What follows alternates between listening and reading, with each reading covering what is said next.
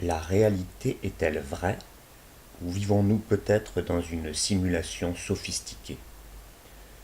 L'univers pourrait-il être plus comme un rêve que ce que nous imaginons? You are the dreamer. You build this world. Comment la science peut-elle nous aider à répondre à ces questions? Bienvenue à l'hypothèse de la simulation.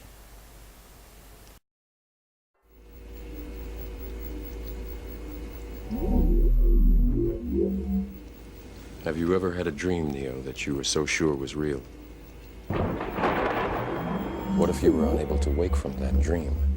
How would you know the difference between the dream world and the real world? Et si un jour vous vous réveillez pour découvrir que tout ce que vous avez toujours pris pour acquis n'est pas du tout ce qu'il paraît? Ce que vous pensiez être la réalité est en fait une simulation, une illusion sophistiquée très complexe à l'intérieur de laquelle vous vivez. Même la matière solide n'est pas plus réelle que, disons, une pierre ramassée dans un rêve. Et non seulement vous vivez dans une simulation, mais elle est générée par un système que vous pouvez contacter avec votre esprit et où vous pouvez changer la simulation elle-même en manipulant le programme de l'univers. Que feriez-vous pour changer le monde? Eh bien, les découvertes scientifiques récentes suggèrent fortement que c'est le cas, que nous vivons dans une simulation, et que nous, en qualité d'observateurs, avons un pouvoir manifeste sur elle. Nous participons actuellement à la création de la réalité dans laquelle nous vivons. Comment? Vivons-nous vraiment dans une simulation? Eh bien, c'est la conclusion à laquelle les physiciens et les cosmologistes sont parvenus. Et bien que cette idée aurait été ridiculisée dans un passé récent, elle est maintenant prise très au sérieux. Des expériences de physique de pointe ont produit des résultats très étranges, des résultats qui disent que notre univers n'est pas une réalité objective, mais qui émerge en fait d'autre chose, quelque chose de non physique et au-delà de nos sens. À l'ère du numérique, la science commence à voir une ressemblance entre notre monde et un monde de réalité virtuelle. The Matrix is everywhere. It is all around us. Even now, in this very room. You can see it when you look out your window or when you turn on your television.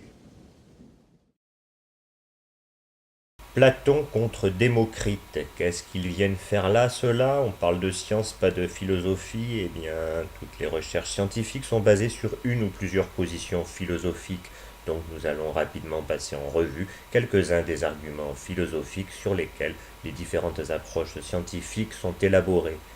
Déjà, les anciens philosophes grecs ont imaginé le concept de l'atome et ils ont utilisé cette idée pour les aider à expliquer comment la réalité fonctionne.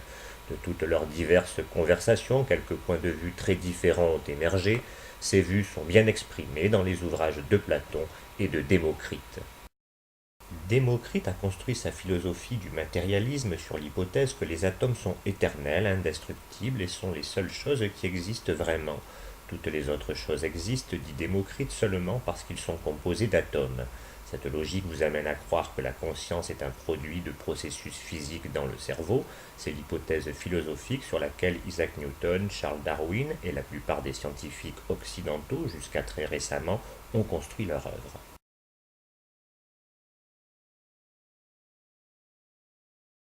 Platon a construit sa philosophie de l'idéalisme sur l'hypothèse que la structure sous-jacente de base de tout n'est pas l'atome mais des formes mentales abstraites qui déterminent les propriétés d'un objet.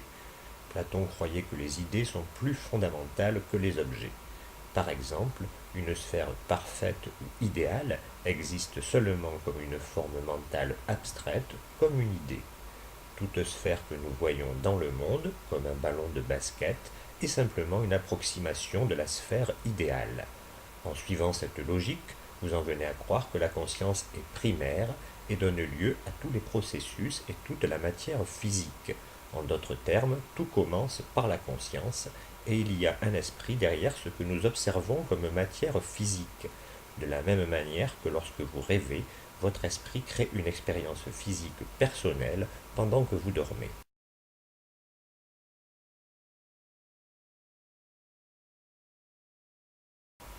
Comme vous pouvez le voir, ces philosophies sont mutuellement exclusives et sont en fait opposées.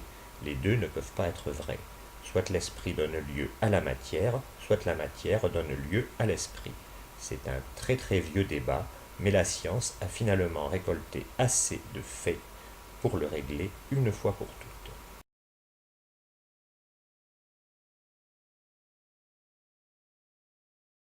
L'hypothèse scientifique que notre monde est virtuel ou semblable à un rêve a été explorée en profondeur par de nombreux scientifiques, y compris le docteur Brian Whitworth. Il a considéré les deux points de vue opposés, un étant le matérialisme, à savoir que notre univers est entièrement physique, existe indépendamment et n'a besoin de rien à l'extérieur de lui-même pour s'expliquer, et l'autre étant l'hypothèse de la simulation, à savoir que notre univers existe comme une construction virtuelle et dépend d'un traitement d'informations exécuté en dehors de notre espace-temps. Le docteur Whitworth a examiné tous les faits qui ont été recueillis à partir de résultats expérimentaux et s'est demandé lequel correspondait le mieux à ces faits. Une analyse approfondie lui a permis de conclure que les données sont mieux adaptées à l'hypothèse de la simulation.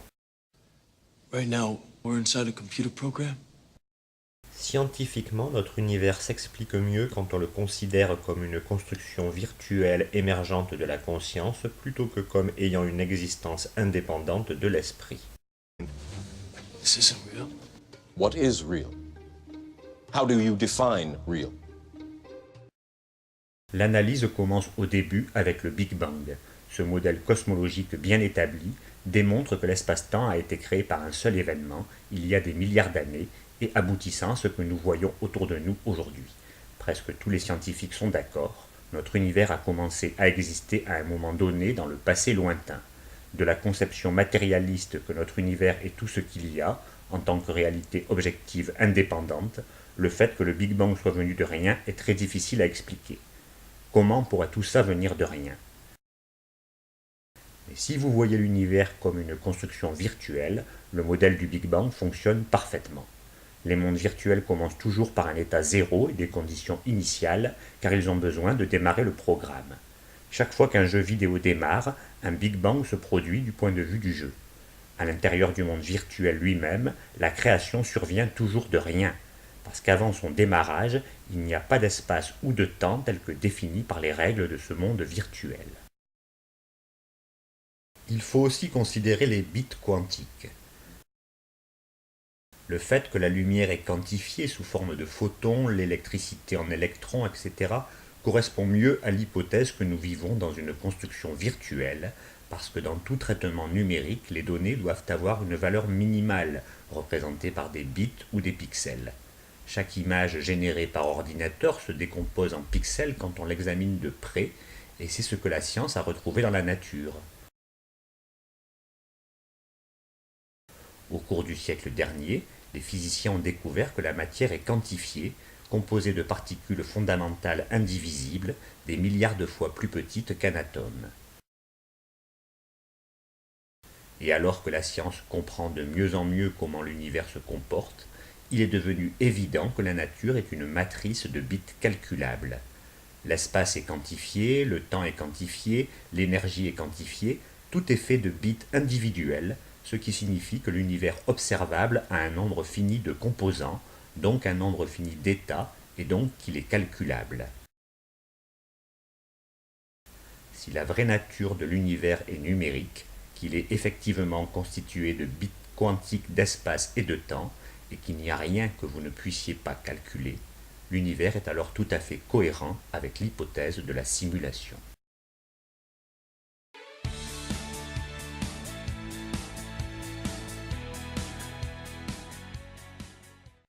Eh bien, comment le fait de vivre dans une réalité virtuelle m'avantage ? Est-ce que je reçois des super pouvoirs ? La réalité peut-elle être manipulée ?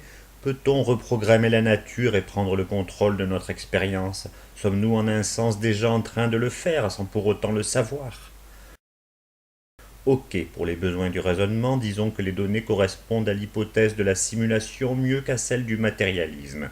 C'est très bien, mais y a-t-il des preuves tangibles de programmation informatique dans la nature ? Il semble qu'il y en ait. Le physicien théoricien James Gates a effectivement trouvé du code informatique profondément caché dans les équations qui décrivent la supersymétrie. So you're saying as you dig deeper, you find computer code writ in the fabric of the cosmos. Into the equations that we want to use to describe the cosmos, yes. Computer code. Computer code, strings of bits of ones and zeros. It's not just sort of resembles computer code, you're saying it is computer code. It's not even just is computer code, it's a special kind of computer code that was invented by a scientist named Claude Shannon in the 1940s.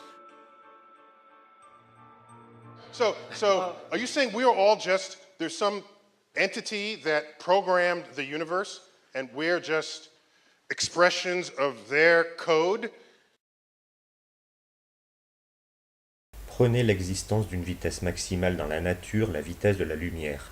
En 2011, les scientifiques ont rapporté des neutrinos voyageant plus vite que la vitesse de la lumière, mais ces résultats ont été rétractés quand il a été découvert que l'équipement utilisé dans l'expérience était défectueux. Rien n'a jamais été mesuré voyageant plus vite que la vitesse de la lumière.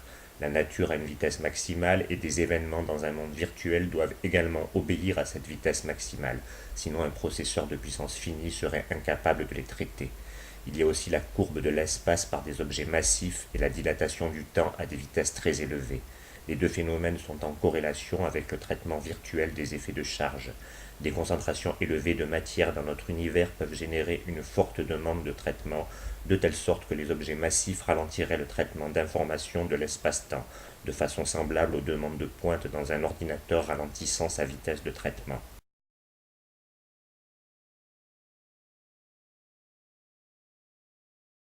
Chaque nouvel objet numérique créé par le même programme est identique à tous les autres dans la même classe. En termes informatiques, les objets sont tout simplement des instances d'une classe générale. Le fait que tous les objets quantiques sont identiques dans chaque classe, photons, électrons, etc., est corrélé à un équivalent numérique, puisque dans un monde virtuel, tout objet numérique créé par le même code est identique. Alors que les objets que nous voyons dans notre monde ont des propriétés individuelles, les bits quantiques à partir desquels ils sont tous construits sortent tous des mêmes moules. L'hypothèse de la simulation suggère que c'est le cas parce que chaque bit est généré par le même programme.